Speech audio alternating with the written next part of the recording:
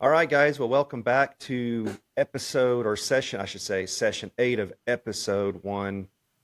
No, that's wrong too. See, I'm already starting off wrong, Josh. So here's the deal, guys. Mhm. We are now streaming, right? This is video and something new. So just as if we got comfortable enough with audio, we're going to jump right into video. So I'm a little bit discombobulated. So, hey, you know what? We are in season 1, session 1, episode 8 of the Post Frame 360 podcast. And I am one of your hosts, Scott Craig, along with Josh Nolan. Josh, welcome. Hey, good morning, Scott. Looking Hey, my forward to our friend. talk today. Yeah. So we're going to see how this Mhm. works.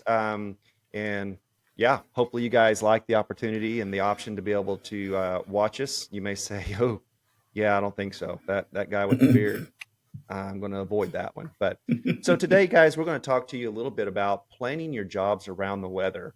And right now we are in the thick of it. We are hip deep, not only as Burrows, but I'm sure you are experiencing this as well. That man, it's hard to get to job sites. Not only is it hard to get to job sites, it's hard to get your materials to your job sites. So it's one of these things where when you find yourself in a bit of a crisis and chaos, and you're trying to figure out what to do, you're in a season right now of reacting. That's kind of what we're doing, right? We're trying to react to a situation that we didn't anticipate. But to be able to pause and take a breath for a minute and say, okay, how can I be proactive from what I'm learning now to avoid this in the future? So that's what we're going to dive into a little bit this morning. This is a riffing conversation. There's really isn't planned out. So bear with us and we hope you find value. So, Josh, talk to me about planning your job sites around the weather, man. Yeah, it's difficult because we talk about unprecedented times like COVID and all of that, and businesses are coming out of that and just getting their stride, right? And then all of a sudden, especially if you're in Oklahoma, I mean, we had all the ice and winterish weather in February that probably everybody lost probably 1 to 2 weeks of production. Um, then you roll into March, you're still trying to dry out, and we get a little going, and then all of a sudden we're just smashed in April, right? With weather, Mm-hmm. rain, storms, tornadoes, more rain, more rain, more rain. Yeah, everybody seems to be having the same problem, and that's getting pad sites ready, getting just drying out enough to get equipment in or get burrows to bring your material in. Um, it's been quite a challenge. And these situations, they're really hard to plan for, and so Mm-hmm. I don't think a lot of us were caught off guard, even here at Burrows, and we'll talk more about that in a little bit. But I'd say one of the things that I'd like to bring up right out of the gate is, we talked about not being able to get pad sites ready, and so if whether you're a client that you do pad work, maybe you do your own pad work for your client, you've got a little more control over it. But if the customer's taking care of that or you're subbing that out, I think it's really good to just, as soon as you sign a contract with somebody, if they're taking care of the pad work, they need to get on that right away. Mm-hmm. So I think a really good practice would be, and from some of my previous experiences, I've kind of work on a first come first serve basis. So you know it's a good way to get your customer to sign up, and because they want to get on your build list, but they're on that build list, and they're going to be, when you get work down to their name, they're the next up. But if their Mm-hmm. pad site's not ready, they're getting skipped over. Right. And Right. so step one is get them, use your first come first serve build list as a way to get people to sign on the dotted line to get on the list, but then use it again by letting them know up front at that time when they sign up is, look, if your pad's not ready, we can't get in there. Mm-hmm. And so having those pad sites ready is key. Um, and a good, maybe even a good, if they're out in the middle of nowhere, a good gravel drive put in or something, so you can get your construction equipment in, and we can get our trucks in to deliver materials and things of that nature. So I don't Yeah. know that there's a secret sauce here, other than maybe ensuring that those pads get ready, I think it'll help, you Hmm. know. Yeah, and I want to dig into that just a little bit, talking about sites, so your pad work and your concrete. So I have two thoughts on that, and let's riff on that just a little bit. So one is, you mentioned if you are doing the site work, pad work yourself versus allowing your customer to do that. It takes a little more time, more, I guess, more of your attention as a builder if you're going to be managing or basically subcontracting that site work, concrete work. So I've been there, I've done that. Subcontracting, you can make really good money off of it, but you've got to be organized. I think that's one of the biggest challenges with managing the pad work and the site work is you got to be organized. You're Hmm. managing that aspect. However, whenever I was doing subcontracting, we had a pretty hefty markup. About 18% markup on subcontracting. That's steep for Oklahoma. I think the average is about 12 to 14%. And so I'm like, man, I'm not going to get a lot of this contracting work because that's a pretty high percentage of markup. However, it's my time, right? Like, I've got to go out, I've got to physically look at the site, I've got to meet with the subcontractor, square it, stake it, shoot grade. Like, there's a lot that goes into that. And so when you think about everything that I was doing and offering that service, my markup wasn't that high because I was offering an excellence in my service to my customer. And a lot of my customers were like, yeah, sign me up, because one, I don't even know what I'm supposed to ask. I don't deal with contractors. I don't know if I'm getting a fair deal or if I'm getting, you Hmm. know, the shaft on this project. So I would say to our listeners, if you're not subcontracting, man, I would say put your toe in the water. And if you want to come talk to me, I will tell you everything I know about subcontracting. The first thing I'm going to tell you is it's not easy, but I'm going to tell you it's profitable and it allows you to have more control over your job sites and over your build schedule. Number one. Number two, if you don't want to tip your toe in that water and you do want your customers to manage that for you, or you want them to take care of their own site work and pad work, one of the things you might consider doing is offering them a discount if their site work is done by a set date, right? So Hmm. you go and Hmm. you present the building, and let's say, hey, the building is 25 grand. If you have your pad work done and I can get to your job site by July 15th, I'm gonna knock $1,000 off the building, because now they have some skin in the game and it puts Hmm. enough pressure on them, or not pressure, incentive. There's an incentive Incentive, for them right? to make this a priority in their busy schedules. So two thoughts there. Give me some feedback. No, I mean, I agree with you 100%. I don't think anybody listening is going to disagree with those ideas. I think they're, again, it's not that often where we get a spring going into summer that's this wet and this hard. So it's, just having a in the box answer, it's tough. So I think all ideas on deck here, and those are great ideas, Scott. I really do. Awesome. They help me out a lot. Um, okay, another idea. So we're where we're at now with weather and everything being wet. We're going to kind of maybe chase a couple of rabbits here, and we'll come back and try to get them all in the same pen. Um, Thinking about the winter. Okay, so winter's going to be here before we know it, unfortunately, and then we're going to be dealing with frozen ground. We're going to be dealing with sloppy mess again. So what can we do? Because now we're thinking about it, right? It's affecting our pocketbook, so we're going to be thinking proactively versus reactively. What can I do? Something that was really, really helpful to me was, thinking about my jobs throughout the year from a work ready standpoint. If I Hmm. don't have something to build on, I ain't building, right?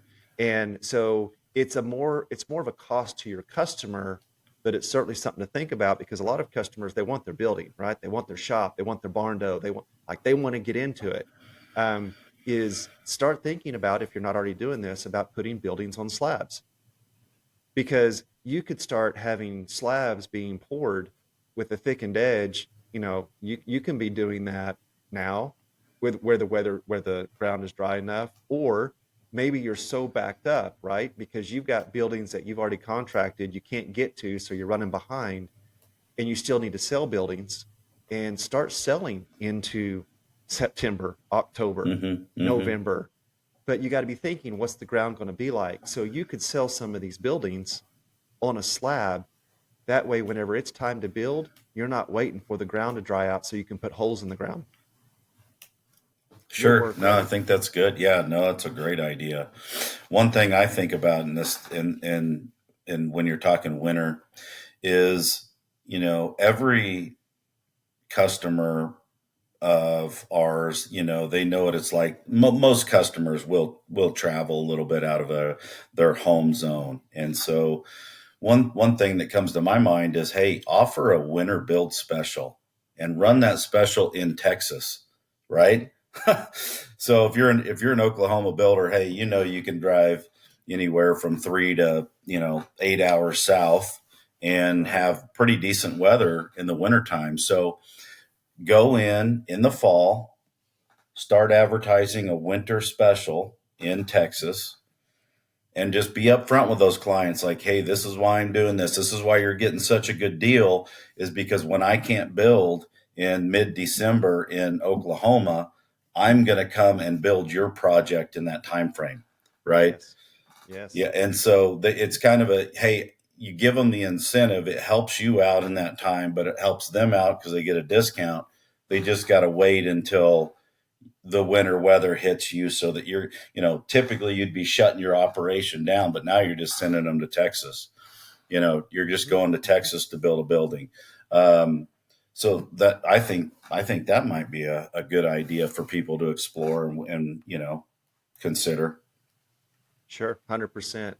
Yeah, getting those specials out there, that's important. And I would say here's the other thing. You know, our listeners may be, you know, listen to this conversation going, well, hey, that all sounds well and good, but man, if I'm going to sign a contract with my customer, but I'm not going to build it until September or October, well, how does that work? Like, because if Burroughs is going to ask me to, you know, buy materials now, well, am I going to get the same price in September or October? And here's what I would say to that. We're in this together. We're business partners. If you've got a business plan for your business, which you should have, right? You should have a business plan, and talk to us. Say, hey, here's kind of what I'm thinking. We want to partner with you, and we'll do whatever we can. We're not going to give one customer, a competitive advantage over another. We want a level playing field. But man, you got to think outside the box right now. But what I Mm-hmm. would say is this, and I'm going to get in here a little I'm going to get into people's pocketbooks here a little bit. And if I offend you, I apologize. You're welcome to hit me up offline and say that offended me, and we'll talk it out, right?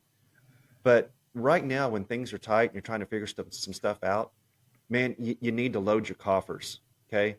You need to stock your Mm-hmm. coffers. If you can go out and sell a job and you can collect some money on that job, and maybe you're not going to build it till September, man, don't rob Peter to pay Paul. Don't take that deposit you got Mm-hmm. on a September job and start paying this month's bills. Don't go buy the boat. Don't go buy the Escalade. Like, man, right now you got to load your coffers. Mm-hmm. My dad grew up in construction. I own my own construction company, and I can tell you there's one thing that is guaranteed in construction. It's feast and famine. When it's good, it's good. And when something happens like what we're in right now, which is a weather delay, something that's unexpected, it's bad, right? And so Mm-hmm. if I can't pay my employees and I lose them, then whenever things pick back up, what am I going to do? I was fortunate enough, the way that I ran my business is I loaded my coffers.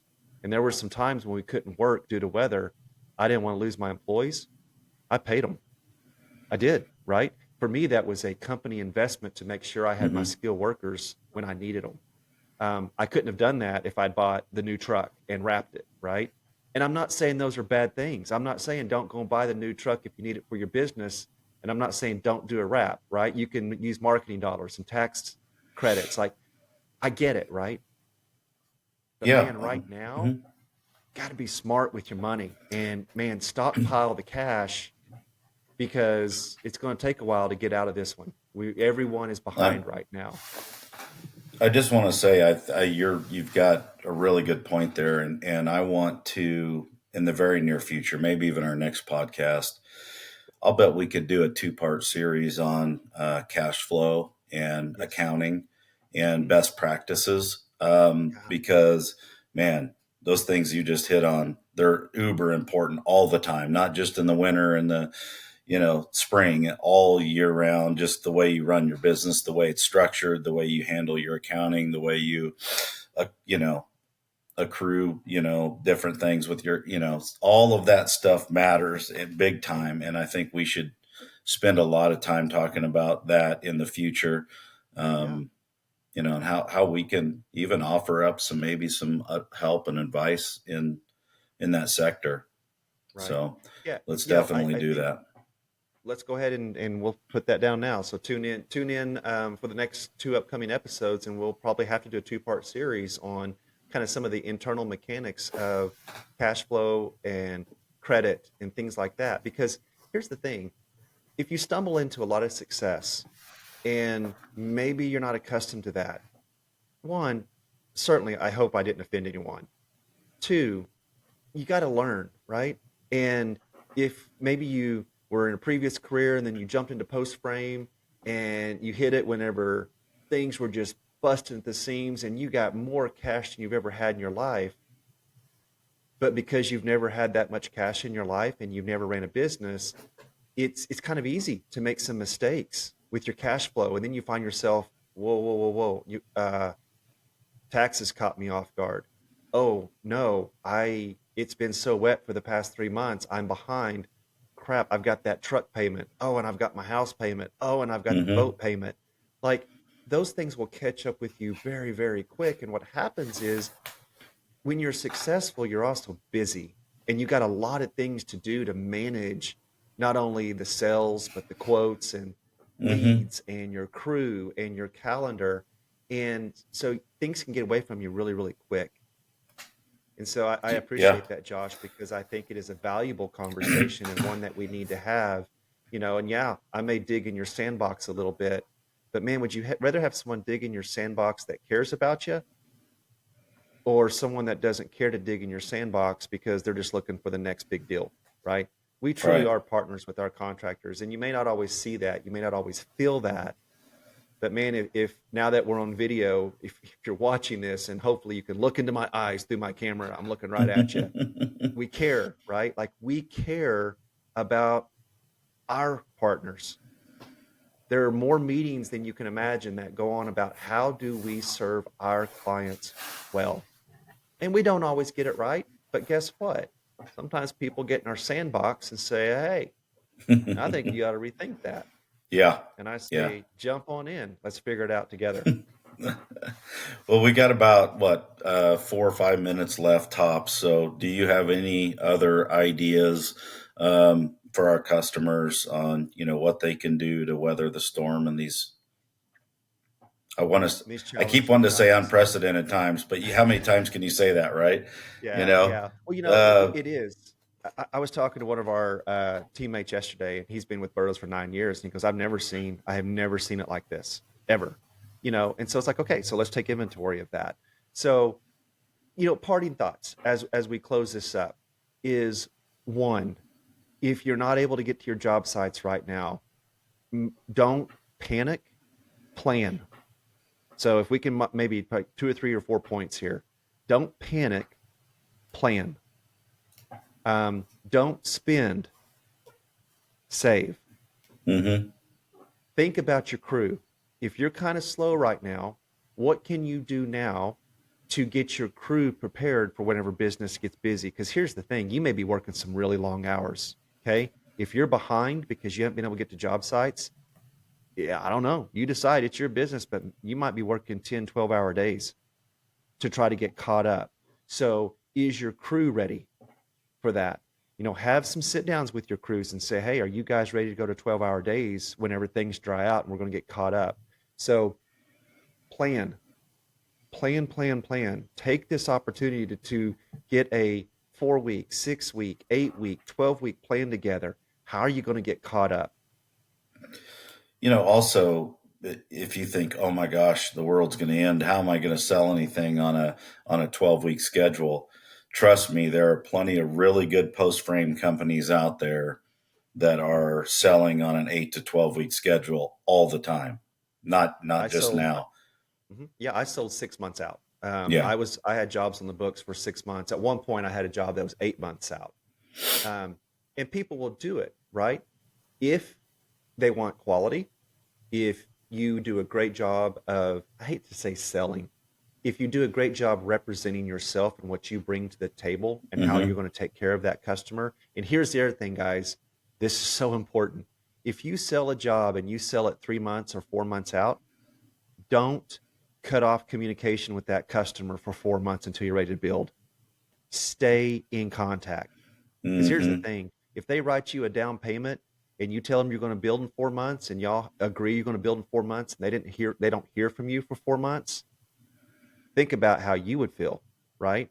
Yeah. So stay in contact, say, hey, because again, I had to do this when I was selling 6 and 8 months out. Hey, Mr. Jones, just wanted you to know you are still on my schedule for September the 15th. We're going to be there. And then I'm going to probably call Mr. Jones back in 3 or 4 weeks and say, hey, Mr. Jones, you know what? We had 3 extra wet days in there. Man, I'm still planning to get to you on the 15th, but it may be the 18th. Stay in contact with that customer. If you do, even though you're not going to build that building until September, you are building so much rapport. That is an investment that's going to come back to you because you know what that Mr. Jones is saying?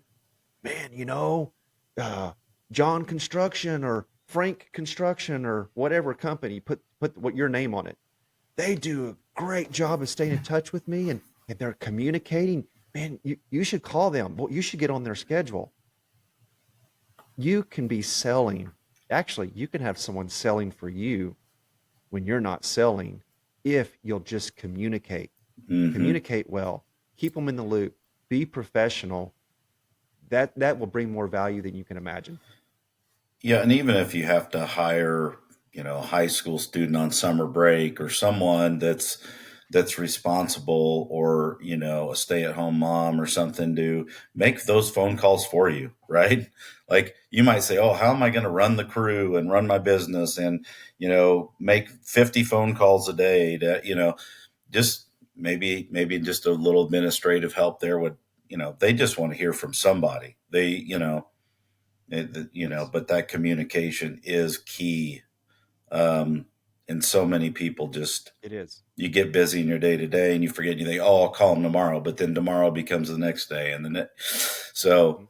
but, Yeah, the clients, yeah, if you take their money and you put them on your schedule and you've got a contract with them, they expect communication, and rightfully 100%. so. I would as Yeah, well. yeah, 100%. I just said, hey, don't spend money.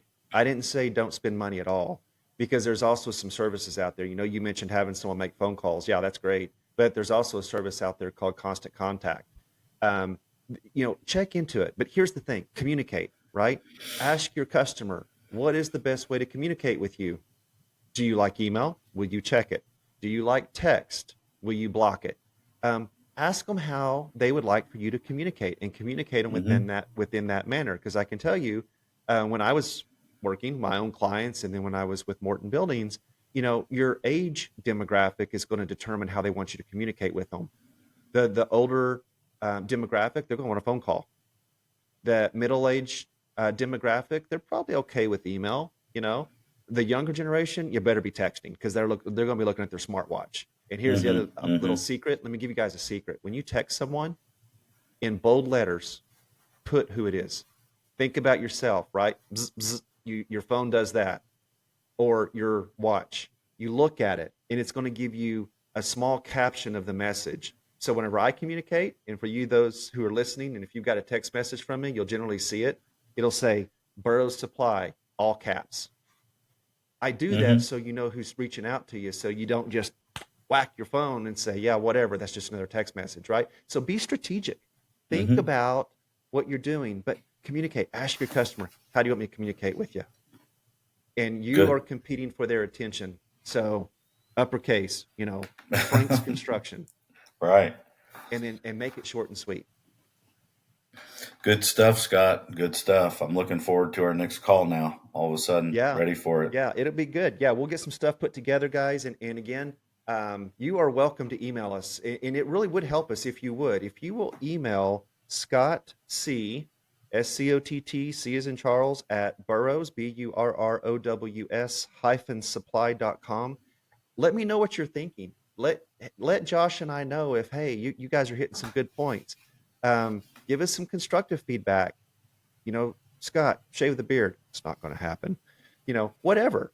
But help us out here Hmm. because we're coming up with content from our own experience. But man, if there's something you want to hear about, let us know. And yeah, we're going to come back next session with basically talking about getting in your sandbox, getting in your cash flow, and then talking about credit. So thank you again, man. This 25 minutes went by quick, but we appreciate you guys, and we're in this with you. We're here to partner with you. So thank you so much for joining us on Post Frame 360. We'll see you next time.